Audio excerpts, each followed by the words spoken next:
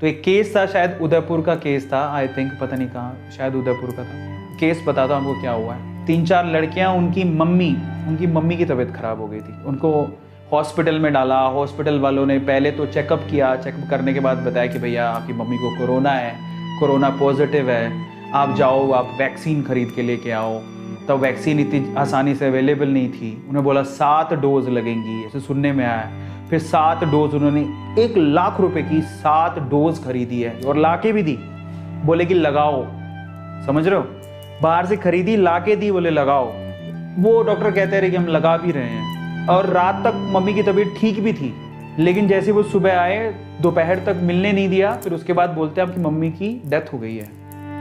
And they were like crying. मतलब सभी, ये कैसे हो सकता है, मतलब how is this possible. So mummy की डेथ हो गई है, रात तक ठीक थे, डोजेस भी ला के दी। अब देखो, सबसे दुख की बात ये थी कि जब डेथ सर्टिफिकेट आया, डेथ की रिपोर्ट बनानी होती कि कोई क्यों मरा, रीजन, तो डेथ हुई तो कोरोना की वजह से हुई है ना, यही होना चाहिए था। उस डेथ सर्टिफिकेट पे या जो भी रिसिप्ट देते हैं उसके ऊपर लिखा हुआ था कि कोरोना नेगेटिव थी आंटी, वो उनकी मम्मी, मतलब उनको कोरोना हुआ ही नहीं। तो फिर आपने उनको एडमिट क्यों किया, और फिर कोरोना के लिए तुमने दवाइयां क्यों मंगवाई, वैक्सीन क्यों मंगवाई।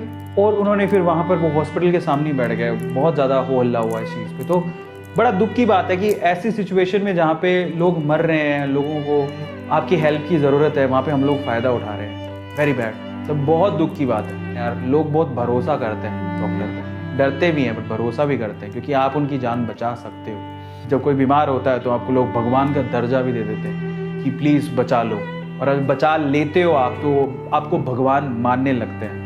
मैं आपसे कहूँगा कि लोगों की नज़रों में भगवान बनना, राक्षस नहीं।